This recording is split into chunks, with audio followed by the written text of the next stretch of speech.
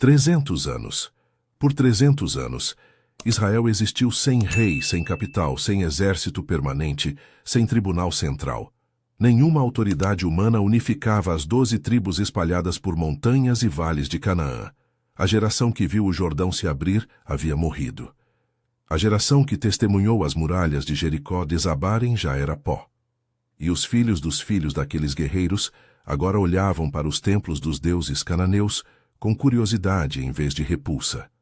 O livro de Juízes resume essa época com uma frase que ecoa como sentença. Cada um fazia o que parecia certo aos seus próprios olhos. Para entender o que isso significava na prática, você precisa apagar da mente qualquer noção moderna de Estado. Não existia documento de identidade. Não existia registro civil. Não existia moeda nacional. Não existia estrada pavimentada ligando as tribos. Não existia correio oficial. Não existia censo. Quando um homem de Efraim queria se comunicar com um parente em Judá, separados por menos de 100 quilômetros, a mensagem podia levar semanas para chegar, se chegasse. Cada tribo funcionava como uma nação independente, com seus próprios anciãos, seus próprios costumes, suas próprias alianças. A unidade que Moisés havia forjado no deserto durante 40 anos se desfez em uma geração após a morte de Josué. Josué morreu aos 110 anos, depois de liderar a conquista de grande parte de Canaã. Mas a conquista estava incompleta. O livro de Josué, capítulo 13, lista os territórios que ainda precisavam ser tomados. A terra dos filisteus, com suas 5 principais cidades, os Gesuritas ao sul, toda a região dos Sidônios ao norte. Josué distribuiu essas terras por sorteio entre as tribos, confiando que cada uma completaria a expulsão dos povos cananeus de sua porção. Essa confiança se provou fatal. O livro de Juízes abre com um catálogo de fracassos. Judá não conseguiu expulsar os habitantes do vale porque tinham carros de ferro. Benjamim não expulsou os jebuseus de Jerusalém.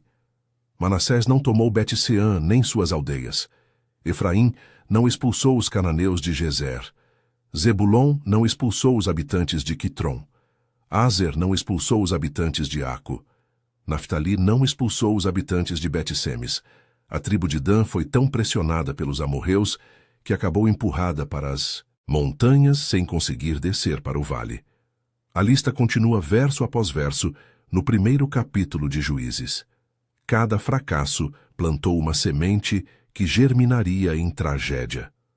Os cananeus que permaneceram não eram apenas vizinhos incômodos, eram portadores de uma religião que exercia atração magnética sobre os israelitas.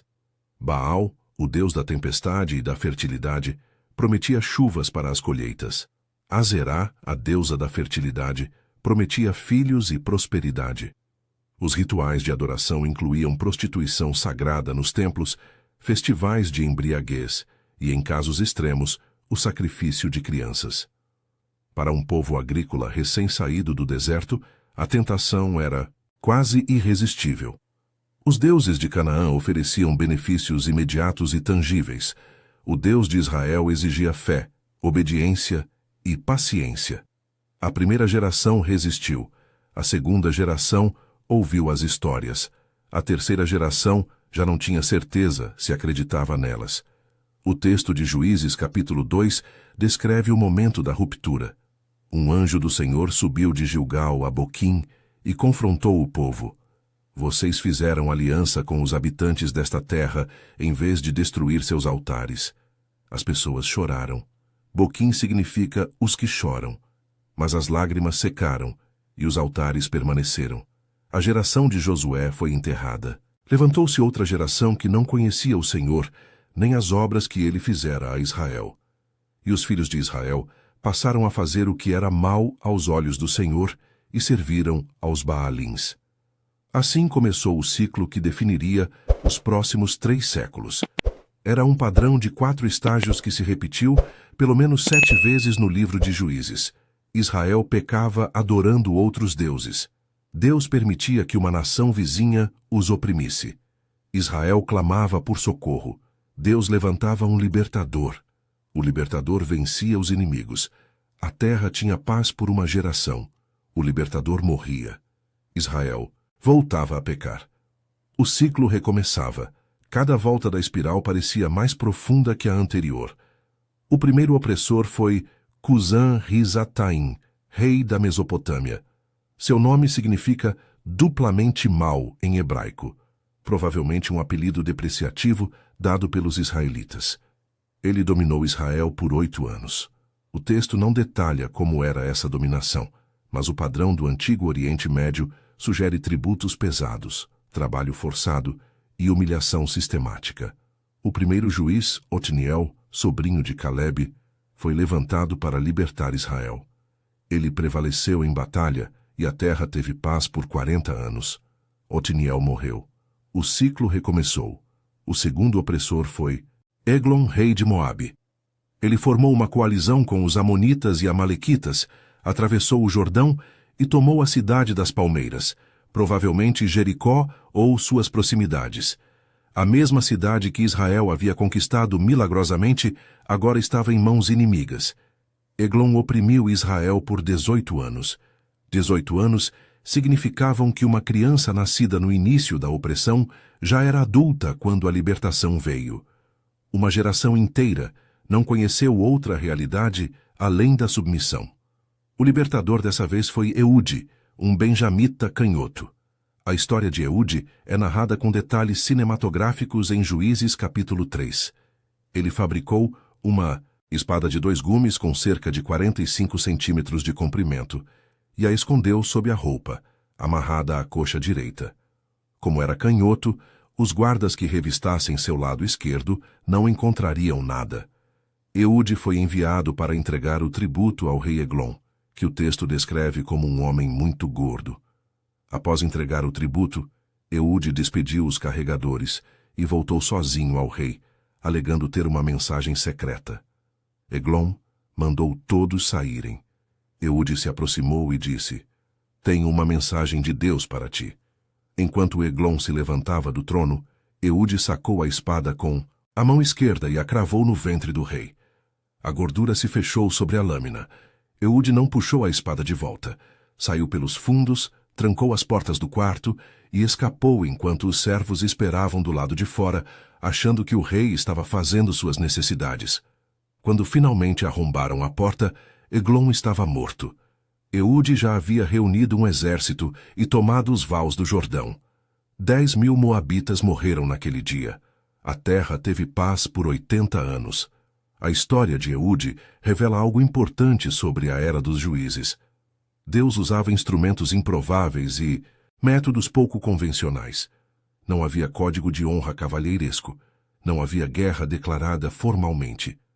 Um assassinato por emboscada era tão válido quanto uma batalha campal se o resultado fosse a libertação do povo. Após Eude veio Sangar, mencionado em apenas um verso. Ele matou 600 filisteus com uma aguilhada de bois, um bastão de madeira com ponta de metal usado para conduzir animais de carga. 600 homens com uma vara de fazendeiro. O verso seguinte já conta que Israel voltou a fazer o que era mal aos olhos do Senhor. A próxima opressão veio de Jabim, rei de Canaã, que governava em Hazor.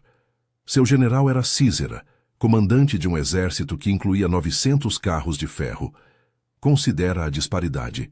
Israel lutava a pé, com espadas, lanças e fundas. Sísera tinha 900 veículos blindados de guerra, cada um carregando arqueiros e lanceiros, capazes de atropelar infantaria em campo aberto. Era como colocar um exército medieval contra tanques modernos. A opressão durou 20 anos, e Sísera oprimiu Israel cruelmente, diz o texto. O libertador dessa vez não foi um homem. Foi Débora, a única mulher a exercer a função de juíza em todo o período. Ela julgava Israel sentada debaixo de uma palmeira entre Ramá e Betel, na região montanhosa de Efraim. As pessoas subiam até ela para resolver disputas. Débora convocou Baraque, da tribo de Naftali, e ordenou que reunisse 10.000 homens para enfrentar Sísera no Monte Tabor. Baraque hesitou. Disse que só iria se Débora fosse junto. Débora concordou, mas profetizou que a glória da vitória não seria de Baraque. Sísera seria entregue nas mãos de uma mulher. A batalha aconteceu junto ao ribeiro de Quizon. O texto de Juízes, capítulo 4, é sucinto, mas o cântico de Débora, no capítulo 5, adiciona detalhes poéticos. Os céus despejaram chuva. O ribeiro de Quizon transbordou. Os 900 carros de ferro de Sísera, sua maior vantagem tecnológica, atolaram na lama. Os cavalos entraram em pânico. O que era força virou armadilha. Baraque desceu do Monte Tabor com seus 10.000 homens e massacrou o exército cananeu. Sísera saltou do carro e fugiu a pé. Todo o exército de Sísera caiu ao fio da espada. Não sobrou ninguém. Sísera fugiu para a tenda de Jael, esposa de Éber, o queneu. Os queneus eram aliados de Jabim. Então Sísera achou que estava seguro. Jael o recebeu, ofereceu leite, cobriu-o com uma manta. Sísera adormeceu, exausto da batalha e da fuga. Enquanto dormia, Jael pegou uma estaca da tenda e um martelo. Aproximou-se em silêncio. Cravou a estaca na têmpora de Sísera, atravessando seu crânio até o chão. Quando Baraque chegou perseguindo Sísera, Jael saiu ao seu encontro e disse: Vem, e mostrar-te-ei o homem que procuras. A profecia de Débora se cumpriu. A glória foi de uma mulher. 2 mulheres, na verdade. A terra teve paz por 40 anos. Mas a paz nunca durava. Após a morte de Débora, Israel voltou ao ciclo. Dessa vez, os opressores foram os midianitas, povo do deserto, que atacava com uma estratégia devastadora. Eles não invadiam para conquistar território. Invadiam para destruir.